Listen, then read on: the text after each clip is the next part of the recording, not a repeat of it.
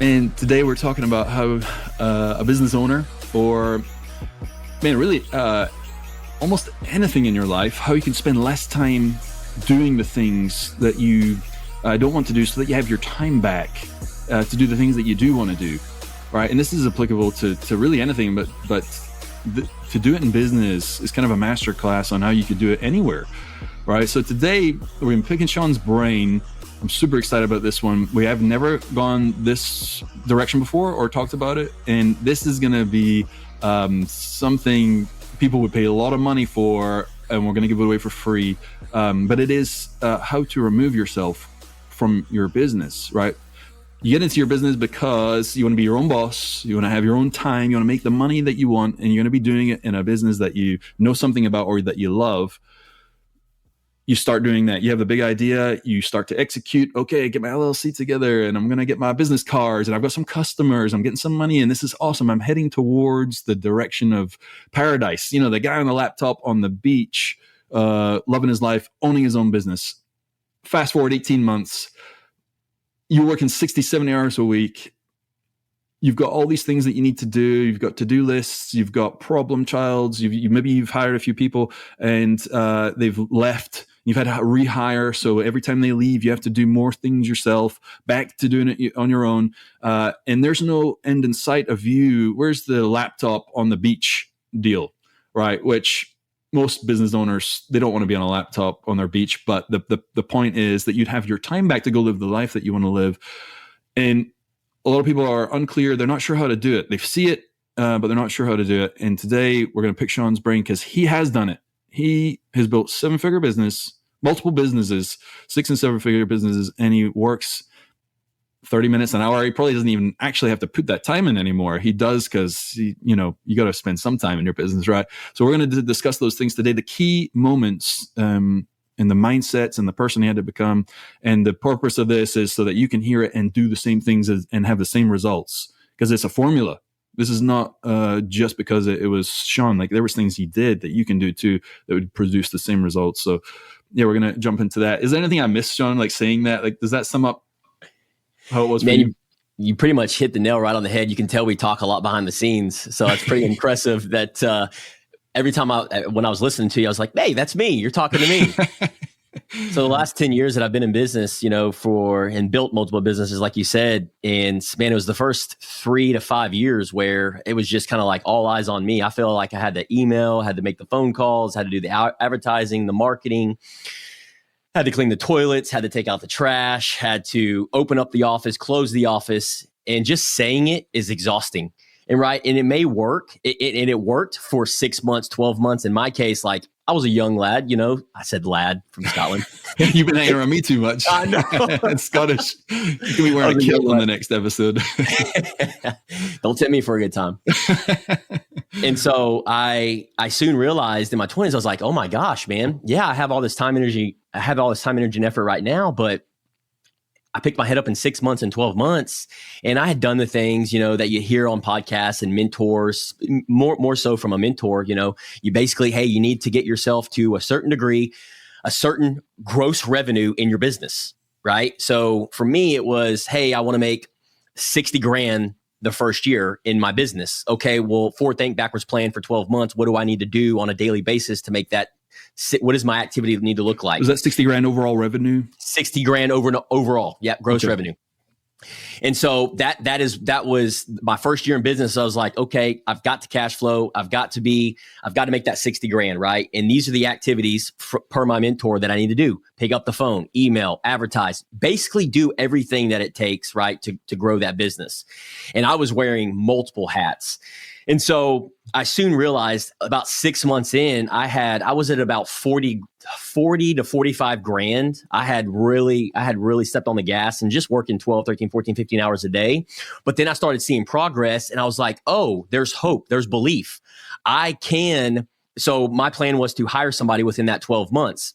So that right there, that hiring, could you take us back and like, what hit you? Like, what made you know that so innately? And this is something me and Sean talk about a lot, is that it's like breathing oxygen to him. Like, he doesn't know some of these things that he's done that are just like gold. And if people could know though systematically, that's how you listening right now can do what it is that he's done. So I'm asking that, like, what was that thought process getting that? Because that's not just that's a very logical thing to do if you're like looking back, but at the time you had to deal with, like, you've never hired an employee before. Like, Right. how do you cross that bridge? Right. Because that's a big commitment. Well, because you're making your 45, 60 the goal, you're at 45, bringing someone in, you have to pay that person. Where's that revenue coming from? Like, how did you have that conversation with yourself and justify and make it happen? Yeah. So there was three things, right? So the first thing is I had somebody, Lord works in mysterious ways. Thank the goodness for, I had my mentor, right? My mentor was like, hey, you need to do this. And here's, if you don't hire somebody, then you're going to pick your head up in 12, 18, 24 months, and you're going to be doing all the work, and you're not going to get to where it is that you want to be. And at that time, like, I didn't know where I just knew I wanted my business to be an asset, right? Which was to pay for the life that I wanted to live. I didn't have that, like, really honed in on what I wanted that to look like or what it could look like, because I was just this new business owner. I just know I wanted to remove myself from the business. So it was all within trial and error. So that was the first thing, is reached out to the mentor and said, hey, he said, you need to hire somebody, make 60, shoot for 50 to 60 grand in gross revenue. And then in 12 months, whether you're hitting that or not, you're hiring somebody. So that was the first, it was the mindset. It was like, okay, whether I hit that 60 grand or not, or maybe I made 30 grand, I'm hiring somebody. And Is your mentor giving you a story by chance? I'm just real quick, I'm very curious. Is that what he did? Was that how he was able to tell you? That's how he did it. That's exactly how he did it. He said, if you want to scale, if you want to grow, if you want to double your income, and see, in our industry, in my business, there was different types of, like, recognition. We had what's called the $1 million club. So it's $1 million in premium for an insurance agency. And so if you have, like, if you're in the insurance industry and you're listening to this, like, and you hit the $1 million club, like, that's a huge thing. It's $1 million in premium. So that's a big thing. Most agents don't even hit that, right? And so for me, that's kind of what I had, that North Star, that rabbit, and that's what I was chasing. I was like, okay, so I'm mentor, and I was super, like, gullible. Like, if somebody told me to jump off a cliff, and it would do this for my business, I'd have been like, bigger picture, macro, I'll do it. Yeah. Right. I was just, and I want to, people listening, it's so important what you just said there. You just did it. Most people hear, because what you got was information. Yeah. Well, you go ChatGPT that, you can go Google that right now, and you just get a blueprint of exactly what to do, what you just said. But information is nonsense. If you don't do anything with it, well, and that's most people, everybody has what you just said, but they don't do it. And we'll get to that maybe this episode, maybe some other episode, but you freaking did it. Yeah. And look at what happens when you do it. And so that's a big key element to what we're talking about here. So he said, so you were saying you would do what anyone told you to do if it was going to get you to that North Star. So yeah, keep 100%. Going. If they would have told me, if they would have said, hey, you need to spend X amount, or hey, and so this is what he told me. He goes, here was the pivotal moment. He goes, hey, because I was, let's see, I'm 30. So I was in my 20s. And I'd always made 60 grand, 70 grand was the most I'd ever made in my 20s. Right. So I was always that kind of, hey, it's in my bank account, it's a paycheck. Like this is my money. Right. So it's a scarcity mindset. Well, then when he told me, he's like, you're going to make 60 grand in your first business and your gross revenue. Guess what, Sean? That's not your 60 grand. You got to pay the taxes. You got to pay all your expenses, right? Which you already know, you've been paying it for the last 6 months. Oh, on top of that, you're going to hire your first employee so you can remove yourself to go do these other things. And guess what? You're going to take a $30,000 pay cut. Yep. So at that moment, I was like, all right, cool. So I'm going to make basically $0 this first year, right? And every business owner that listens to this, typically you reinvest that money back into it. And that's what that means. And so for me, he told me, he's like, hey, this is information. And again, focusing on the North Star, like, I want my business to be the asset to pay for my living, right? These are the things I need to do. I need to embrace the suck. I need to embrace this journey. And so fortunately for me, it's like, once I listened to that and saw the progress, and so in that time, I was like, well, what are some action steps that I need to take? What are some activities that I can do to hire an employee? Because I've never hired anybody before. And so there was two things that weighed on my mind. The first thing is why are you hiring an employee? right? Why are you bringing this person on board, right? And then the second thing is what will this employee allow you to do in the business? And so once I started, that's the question, what would it allow you to do? What would it allow me to do? Once I started really taking time to ask myself, oh, well, wait a minute. If I pay somebody $30,000 a year, yes, I'm taking a $30,000 pay cut, but now I can take my business from 60,000 to 100,000 to 120,000, double my business, $500,000 business. Did that put butterflies in your stomach when you started to because you'd never, okay, think about it for a second, right? And a lot of people listening, they never allowed themselves to even think about that, because all we know is do. I'm going to do this on my own. Yes. I know how to do this. I know how to do that. I'm going to wear all the hats. Yep. And then you get to dream, if you could have this person doing all that, the things that you probably don't even like doing, and they love it, creating a space for them to do that.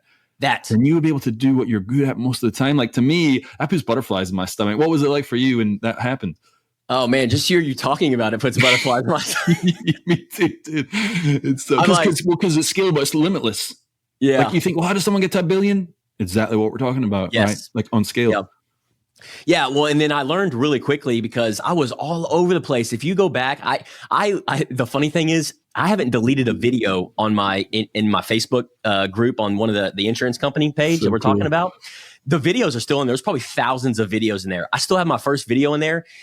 And I remember I followed Gary Vee. So people listening to this, jab, jab, right hook, right? So I read that book, I listened to his audio, and he said, you just need to go on there, make a video, look a fool of yourself, but it doesn't matter. You're day trading attention. I was like, tell me what to do and I'll do it, right? Because here's the North Star. So I went and did it, made a video, and then I think it was about 6 to 8 months in, made my first video, and it got shared, thousands of views. And, because people had saw this guy, right? They felt sorry for me. This guy's an idiot. We know this guy from high school and college. We feel bad for you, bro. We know you're starting your business. We're gonna help you out. But see, the people that's worth noting, right? You will see the ones that want to help you. And that's typically your community, your customers, and your family and your friends, right? And so, how did you feel when asking them? Because, and I'll tell you, and I'll tell you this, I don't know if you know this or not, because your personality type is like, well, yeah, you ask people to help you out. Most people are like petrified. That's, in fact, the dream's over right now. It's done, because you just said, well, you'd have to ask some people to help you out. Some old friends from high school, petrified. People, the fear of being rejected or looking foolish, they can't get their minds past that. And look, it's holding them up from potentially ever having that dream, the dream that you built for yourself, because you wouldn't put those hurdles in the way for yourself. Yeah. Like, what would you say to someone right now that's like, well, and they're probably justifying in their mind too, like, well, I don't need to do that because I can do it this way. Well, yes, you can do it that way, but the way that gets you, the thing that's going to get you to where you really want to go is the thing you probably most don't want to do. That where you're the most that you could lose, that pride, the you looking foolish, like you said, that's actually the thing that's going to get them there, and they can't afford to have that because of the ego. How did you do that? That's so huge on the journey to getting out of your business, to work on it, not in it. It could be so easily bypassed. What you just said right there is asking some old high school friends, putting yourself on a limb. Yeah. Like, what is that? How did that go down? Man, it brings me back and it helps me reminisce, because at that point in time, like, it was kind of in that place where I wasn't thinking about, for me, what people thought of me, the judgments. All I was focused on was the bigger picture, the macro, what I needed to do in this micro moment, in this macro moment. And anything, if people looked, whatever it was, right? Like, I would text the CEO, I would text a person that I hadn't talked to in 10 years. Like, I didn't care, because it was the bigger picture of what I needed to do. I needed to bring on an employee. Because I needed to replace myself so this person can do the phone calls, the emails, the marketing, what they want to do, what they signed on for, so I could go and strive towards the vision, the mission, and the overall what we're trying to do here in the business, right? And so for me, that's what I focused on. And, and I know for a lot of individuals, it may be hard to grasp, like, video, I don't want to reach out to this person. I can honestly, like, I've just never struggled with that. You know, it's just one of those things where I just like, I did it because I was told to do this. And if I did it, here's the beautiful thing. I'll say this. If you're one of those individuals that's like, I don't know if I want to text. I don't know if I want to do a video. Right. But you need to systematically remove yourself from the business so you can go do the things that you enjoy doing, right? Working on the business and not in it. Then use this as a moment where it's like an aha moment. In those times, ask yourself, why are you doing what you're doing? Right. And in those moments, every time that I had a hiccup or there was an obstacle, there was a struggle, I would ask myself, I'm like, what is it that I'm trying to do here? Like, what is my vision for the overall, I'm trying to hire an individual. Okay. Why are you trying to hire an individual? Because I want to replace myself because of the task of the phone calls. I can't keep doing this. It's not sustainable. I won't be able to get to where I want to go in 12 months and 18 months and 24 months. It's only a matter of time before you will throw in the towel. You will quit. Why, Sean? Because the statistics are facts. Most businesses fail within that first year, 3 years, 5 years. Why, Sean? Why do they fail? Right? How are you going to avoid that failure, Sean? Well, then you have to do the things that nobody else is doing. That was my mentality, is like, okay, I can go down the road most traveled. What are most business owners doing that are most traveled? They're doing the thing. They're not getting on camera. They're not reaching out to their friends and family and asking for help and looking like idiots, right? They're staying underneath the covers and staying warm. They're staying behind the screen and being keyboard warriors. They're not getting on video. They're not making themselves look like a fool, right? They're so afraid. They're so afraid. And you know, what's interesting is I think, I'm checking myself here, and I'm supposed to think, because there's things that I've done here to help build this that I wouldn't have otherwise done on my own, but I knew what the mission was, like the overall macro of just building something that I see the vision for, and I've done them. And it's probably one of the first times I've ever been like that. And because I've heard the whys before, getting clear, and it does not resonate with me. It does not until it does. So like, if you're hearing and you're like, well, I'm just not like that. Every single human being will do the impossible thing that you think you can't do when the circumstances are right. Yes. It's a fact. It just is. You will do what you need to do to survive or to thrive if the situation is right. So if you don't feel that and you're saying, well, I'm not the person that could do that, you literally have not got the clarity or the big enough purpose or mission or reason behind it. Say that again. Right there. Exactly. Yeah. It's the mission. It's the overall, and for you originally it was the $1 Million Club. Yeah. Right. And we'll get to that, because once you got there, and then you're like, well, really what I wanted was the freedom, which is where we're going. But it's important for people to hear this, because this is the journey that they're going through too. And you can't, and that's what they're going to want too. They do want it now, and they might be so bogged down. That's why we're discussing all these things, but it is possible for you to go on a limb. And when they do, they just leveled up, because you're not that person that didn't anymore. I've felt that myself. I've leveled up many levels up by doing the things that were very uncomfortable. And it's crazy, because I've sold over $40 million worth of revenue. That's probably actually over 50 if I was to really calculate it. And there's still there's things I haven't done before, so I'm still afraid of doing them. But as I do them, I become my self-esteem. I have this confidence, experience, and now I'm able to do them much easier. And it feels fantastic. Feels great, right? Like, to get rid of those fear barriers and pushing through, having someone to help you do that. Makes you the hero in your story, right? Like, and having a guide, So, man, keep going, man. This is so good. I really think we're drilling down on what it's like inside people's heads right now and what they're dealing with, and your experience here. So, you reached out to people, they helped you get on camera, and this is all just to get your employee, which is going to help you get outside your business. It's the only way. Yep. Yeah. So then that's what I focused on, right? Was where focus goes, energy flows. And for me, it was like, okay, I need to hire somebody. I need to replace myself in doing what, right? Emails, phone calls, showing up to the office, closing down the office.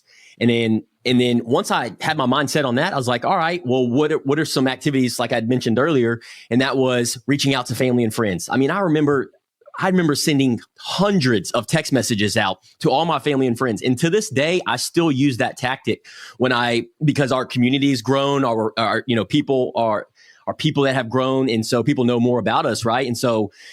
And honestly, if you want to be the best, right, go hang out with the best. If you want, whatever it is, if you want to hire employees, then go learn from somebody that's hired employees. And so that's what I've always learned from. It's like, okay, well, what do they do differently? Well, it's because here's the key ingredient, right? When you hire somebody and you systematically replace yourself and now they're doing the task, now it's not just about, okay, cool, I'm done. I'm going to remove myself and going to check out. Nope.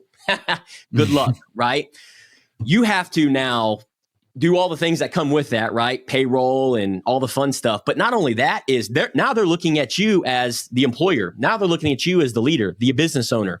It's all eyes on you, right? It's like, what's the vision? Where are we going with this? Because think about that too. It actually helps you tighten up the very business that you started on your own, all the hats that you're wearing, because you can't just know it in your own head now. You'd have to actually get it on paper. It's not easy to get it out of your head and onto paper and make it systematical to where someone else could understand it. So by the very process of getting that employee to do the things that you don't want to do, you're really creating processes and procedures, right? Yes. So that they can do their job well, knowing what it is that you know, and then them doing it the way that you'd want them to do it. Is that what you find? 100%. Yeah, you can go on ChatGPT, Google, and type in all these different things like how to create systems and processes. But if you're like me, and I'm sure you are, if you're a business owner, especially 3, 5, 10, or however many years in, typically it's all minutia. It's all gray. It's not one size fits all. It's for different companies. It might be for Amazon. We're a small business, and that's who we're really talking to, right? 5, 10, 15, 20 employees. And so for me, it was like, okay, well, this individual's coming in. What are they good at? What are they not good at? And then over time, creating a checklist, creating training videos. And so I could have seen all that on ChatGPT, not even at the time, because I don't think ChatGPT was a thing, but on Google, all these different things. And it would have still went over my head. The best way to learn, the best way to get a skill set, and I say this to this day, and I tell you all the time, is actually do, right? Mm-hmm. You want to learn how to be on video? You want to learn how to do a podcast? You want to learn how to be a leader for your spouse? You want to learn how to be a leader in your business? Then go do. Right? Yeah. You can sit here and be a professor and read the books, listen to the podcast, and study things on Google all day long. But until you actually sit in that role and hire somebody and be a leader and say, yes, I do in your marriage or whatever it may be, until you actually do it and stick with it, you are not going to have the experience that somebody that does, right? And so that's why I'm so big on like, I want to talk to somebody, I want to listen to somebody that has actually removed their business. I want to actually somebody that's built systems. And the best way they've done that is I learned from the E-Myth, Michael E. Gerber, the entrepreneur myth, talks about entrepreneur, technician, and manager. So when I learned about like, oh, I'm the technician in the business, meaning I'm doing all the work. Well, how do I systematically remove myself? I need to hire somebody. I need to create little mini soldiers. Yeah. Okay, well, then I need to create mini soldiers. I need to put myself out there, letting people know, hey, guys, this is a small business and we're in the community and, you can come in and do this, this, and this. People were buying into me as the leader, the charismatic guy, the energetic guy. So then I caught on really quickly. What's that? You had the vision. At the vision, right? And so who do people do business with, right? Whether it's employees and customers, the community, people do business with who they know, like, and trust. Once I saw that as a business owner, I'm like, oh, this is what's kind of been my identity over time. And so then I soon realized I'm like, oh, if I can do this with one employee, right? And then I do this with my community, then I just keep basically quadrupling down on this. Right. And then keep replacing myself. And then over time, here's the funny thing, Ewan, I didn't have all the answers. And I know this would have drove you crazy if we would have partnered up 10 years ago. You'd be like, what does it look like in 12 months? I don't know, bro. I just know I need to make 60 grand, hire an employee, replace myself, and then we'll learn as we grow. And that's very important right there to listen to, because it's the uncertainty that will hold most people up. We do not go into situations where we don't know the outcome, and there's no one to hold the hand. That's why entrepreneurship's so hard, right? It's because hard. If in fact this is how you know you're an entrepreneur, is that you don't know what's going to happen in 6 months' time, and you still do it anyway. It could absolutely bomb and be a disaster, but an entrepreneur does it anyway with the vision and clarity of their North Star. As what they're pursuing, right? Yes. So it doesn't matter if they fail. That's not that's not what they're thinking about. They're thinking about, what do I need to do right now to get there? And the whole thing, if you were to play this whole thing back, like, it was, you had a very specific purpose to get to where you needed to go. Yes. And you just kept driving. You weren't thinking about 6 months from now. You were just thinking about the macro of, I want to be in the $1 million club. And then once you got there, well, I want to be out. I want to be free so I can go live my life any way I want to live it. So I'm not working 70 hours in the business. 100%. When I got to the $1 million club, right? And so if somebody's listening to this, I'm sitting here thinking like, oh, if I put myself in their shoes, I know they have their 6-month goal, 12-month goal, 18-month goal, 24-month goal, right? We typically do, right? And if we don't, then it's just going to be speed up the process. But here's the problem. When you hit that goal, when I hit that $1 million club, and I was like, oh, cool. I celebrated in 3 hours. I'm like, what's next? Yeah. Well, I didn't know, right? Classic. So I just went back with what I was familiar with. I'm going to go back to selling. I'm going to go back to what I'm good at doing. And so I really didn't have, after that point, there was really no other like North Star. Why am I doing this? Who is the leader I'm becoming? You know, even though I had saw this progress in this first 12, 18, 24 months, you get to a certain point in your business where you're, even with, you know, what we're doing, building up, you know, 2-3 years in and Level Up and Live, is like, there's so many different ways you can go. There's so many variables. There's so many forks in the road. There's so many different opportunities. We're always evolving as human beings. And I think that's why it's so important to make sure that you have the bigger picture, right? And for me, it was always, hey, learning from, I want to be an entrepreneur, right? Reading the E-Myth, understanding myself and what I wanted the business to do for my life. The whole reason I started the business is because, you know, I wanted to enjoy the fruits of my labor. I wanted to be able to come in there, work 1, 2, 3, 4, 5, 6, 7 hours 7 years, right? But at the same time, like I had that like vision of, I want to work on the business and not in it. Well, what does that actually look like? Well, working in it is showing up to the office, being the one that's doing the emails, the you know, talking to the customers. I wanted to systematically remove myself from everything. Yes. Okay. So once I understood that, Ewan, I was like, well, what do I need to do? And then the second question is, who do I need to become to work 30 minutes a week on my business? That's the real kicker. The real and key. That was the real kicker. So that's the rabbit hole I went down. And that's why I've been so obsessed with becoming the best version of myself, the optimal version of myself, because my business, my employees, and everybody around me, I'm the bottleneck, right? We are the average of the 5 people we hang around. That can go for your employees. That can go for your community. That can go for your partnership, whatever it may be. So who is growing in the business? Everybody's looking up to you, right? And if you're not growing as a business owner, and this is what I learned within that time span, that probably 3 to 5 years, where I was like, oh, I'm the problem. It's me. I'm the problem. Yeah. Right.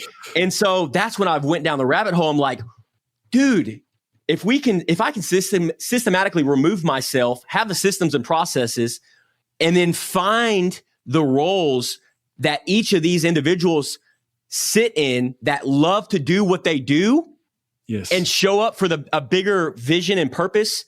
I want to just say something there. We had the crawfish ball for you, and 30 plus people, all your employees and your business associates, partner. We're all there, and everyone was so happy. Like everyone loved to be there. They were part of a family, not a business. They were part of a family, and you had built that, right? Because each position that they were in was the position that you have created the space for them to step in and be doing something that they love. They love it. They're talking about it at the crawfish ball, the thing that their job. They were like talking about like how to get better, like what they could do here and what they could do there, and plus all the other things you talked about. But they love to be there. Imagine, you know, listening to this, if your business isn't exactly where you want it to be right now, or you don't have the people that maybe you got some turnover. Sean just said it. He was the bottleneck, and he worked on himself so hard that now the people that he has in the places that they are, they're there because he realized he was the bottleneck and did something about it. He did the hard work. And now those people, because of what he did, the work on himself, now he has people working in the business that love to do what it is that they do. It's a beautiful thing to see. Yeah. It's weird. It's bizarre. You got a bunch of happy people doing jobs that they like and are enjoying being there. Yeah. It's amazing. And you only have to check in 30 minutes a week. Yeah. This is not normal. This is not what you're supposed to be slaving away, grinding and all the things and arguing with, trying not to pay people and whatever. Like, it's just such a beautiful thing, and it's available to everybody. And they just, if you don't believe that's true, then you're the bottleneck. Yeah. You're the bottleneck. Yeah. I think that's the yeah. key. Yeah, it 100% is, because then when I realized that in the 5 years, then I was like, oh man, I just need to repeat. This is replicatable, right? And so I can go build other businesses as an entrepreneur and do this. And then, it's not just for selfish reasons, right? It's a win-win. We're creating a win-win-win, right? For the community, we're creating a product and a service for our customers. They actually freaking love doing business with us because people do business with who they know, like, and trust. That's a win. Okay. The second thing is, the employees, our team members, the people that come and work for us, not only are they getting mentorship, but they also love what they do because it's the bigger cause. They're not just coming for a paycheck, right? Who would want to leave that situation? What's that? Who would want to leave that situation? 100%, right? And the only reason we got there, is because I worked harder on myself than anything else. And I was able to do that by bringing on my first employee, my second employee, my third, my fourth, my fifth, my sixth. By bringing on these individuals, I had to grow as a leader, and I had to do that by working on the business, working on myself, right? So I wasn't the bottleneck. Where I have seen most business owners fail and most business owners throw in the towel is because they are not working harder on themselves, aka working on the business. They're working in it. It's a recipe for disaster. It's a ticking time bomb. Yeah, man. And you've not just done it in the insurance business, you've done it in other businesses. And even more importantly, you've helped other people, other business owners do it in their business. I watched it firsthand. I've watched it in real time. Multiple people you've taught them how to do it. Yeah. Well, and I'll share the story. I know we're wrapping up on time, but I was helping a coaching individual, and he had been about, I guess it was about 6 to 7 years in business. And so I'd always known this individual, owned a landscape company. And one of the things that I had always saw from a third party standpoint was from a coaching aspect, because he was a coachee, was, brother, you're doing all the office stuff. You're doing the emails, you're doing the phone calls, you're answering all these things. Stick with what you're good at. And he was good at operations. He was good, shaking the hands with the customers. And that's what he enjoyed doing, right? Yeah. And so I was like, how do you do more of that? And obviously it came down to replacing himself with an office manager. And so we put together a 30-day plan on what exactly he needed to do every single week in that 30 days to hire his office manager. We sat down for 30 minutes to 60 minutes every single week. And he was taking mini action steps every single week on Friday. And he was giving me progress reports. And then in that 30 days, he hired his first office manager, came in as full time, and she was a blessing in disguise, had been with him for. How did he show up? What was he like when dude, it was like a weight was lifted off his shoulders. The smile was as big as from ear to ear. We were talking about. Butterflies. And he was able to go and do the things that he enjoyed doing, which was being out in the field with his guys, leading his team, and aligning it with more of operations than the office admin stuff. Because that was draining him. And then for the longest time, until they sold the company, he had the same office manager. And so it was just a beautiful thing beautiful thing to witness. So cool, man. Yeah, it's available to everybody. That's right. And it's magical. I think it could save a lot of lives. Like, mentally, people get to live their lives and not working in their business, spending their lives grueling it out. They get to work on it and live their life, right? Because if you're working on your business, you get to go live. That's what the business is supposed to do. It's supposed to set you free. It's supposed to. That's what people start it for, is to. And when you're not saying you could work in your business anytime you like. But you have the option. You have the 100%. Option. At least get yourself the option. And the funny thing is, you end up getting to that place. You're like, well, I actually want to do it. You want to be like, there. I missed it. I tell my team members all the time, like, well, I kind of miss doing that. Yeah. Oh, but I think that's the key ingredient is thinking that way and systematically, and it's doable for anybody listening to this, right? It's like manifesting, painting that picture is like, what do you want your life to look like? What do you want to feel like? What do you want to smell like? You want to work out 12 hours a day? Cool. Work out 12 hours a day, right? Yeah. You're going to show up. I guarantee you, when you have that mentality of, hey, I'm working harder on my business, because I find myself at 4 a.m. or in the evening time But here's the thing. Here's the key ingredient. I have the choice. I have the decision, the choice to work on the business because I put in all the micro commitments and the working along the way to work harder on myself so I could work on the business. And now this is the final thought, bro. Once you work on the business as a business owner and you spin that, so you're in the business right now working 95% of it, you're doing all the work, then you spin that to the entrepreneur that's working on the business and working 30 minutes a week, bro, everything just explodes. Explodes. Hockey stick. Has to. Hockey across all areas of life, as long as you choose and you're intentional about it, right? I can't speak for everybody. That's what it's done for me, is been able to do the things that I want to do with who I want to do, where I want to do, and on my terms, you know? Yeah, go check out the episode where Sean vacations 12 times a year.